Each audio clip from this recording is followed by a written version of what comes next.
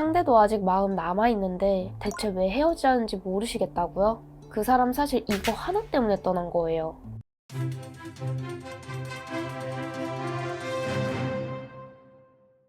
안녕하세요. 연애의 자격 예진쌤이에요.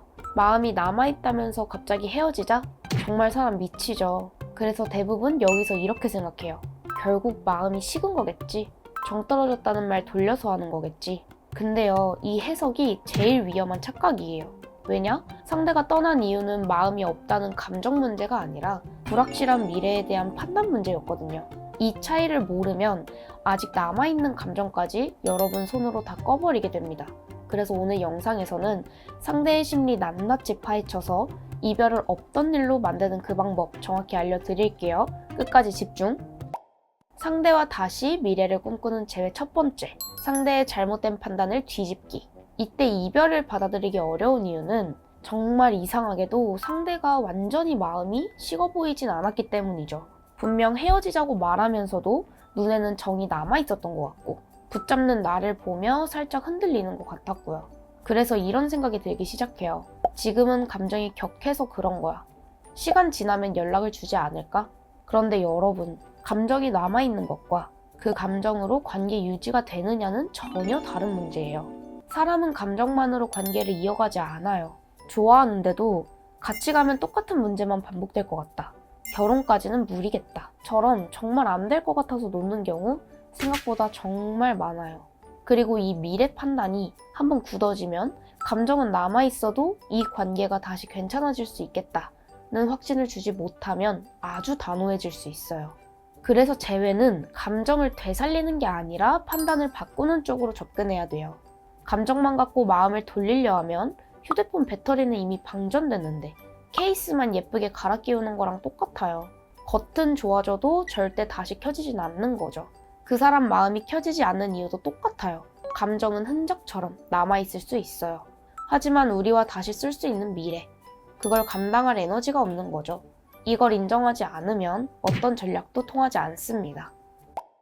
상대와 다시 미래를 꿈꾸는 제외 두 번째, 흐르는 시간 컨트롤하기. 이별하고 나면 가장 많이 하는 말, 일단 가만히 있어보자. 시간 지나면 좀 나아지겠지. 근데 솔직히 말하면 이건 기다림이 아니라 두려움이에요. 괜히 움직였다가 더 망칠까봐. 그래서 시간이 대신 해결해주길 기대하는 거죠. 하지만 그 시간이 여러분 편일 거라고 생각하면 진짜 위험해요. 왜냐? 시간은 여러분한테만 흐르지 않거든요. 우리가 기다리는 만큼 상대의 시간도 똑같이 흐르고 있어요. 그래서 그 시간 동안 아무 말도, 아무 신호도 없다면 상대는 이렇게 정리해요. 이 사람도 똑같구나. 내가 헤어지길 잘했네. 이별을 확신으로 점점 굳어지게 되는 거죠.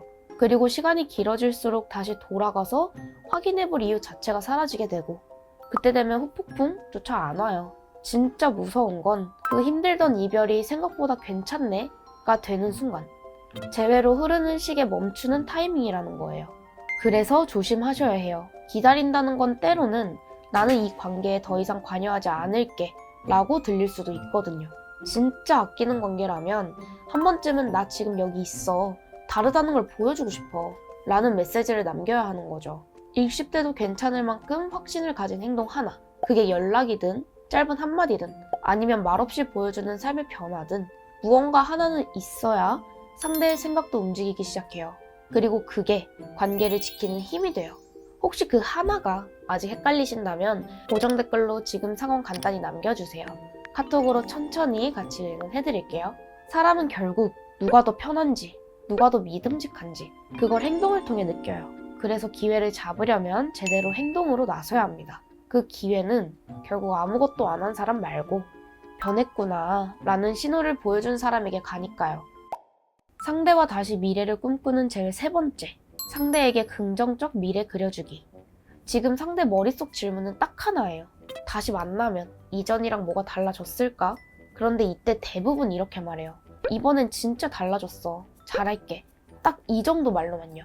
하지만 이 말 정말 상대한테 와닿을까요? 솔직히 말뿐인 변화는 이미 너무 많이 봤어요. 그래서 이 정도 말로는 좋은 결말에 도달하지 못해요. 그래서 필요한 건 설명이 아니라 증거입니다. 말이 아니라 습관, 패턴, 태도로요. 예를 들어 운동하라고 해도 절대 안 가던 사람이 헬스 등록해서 일주일에 2번씩은 무조건 가고 있어. 이렇게 구체적으로 말해준다면?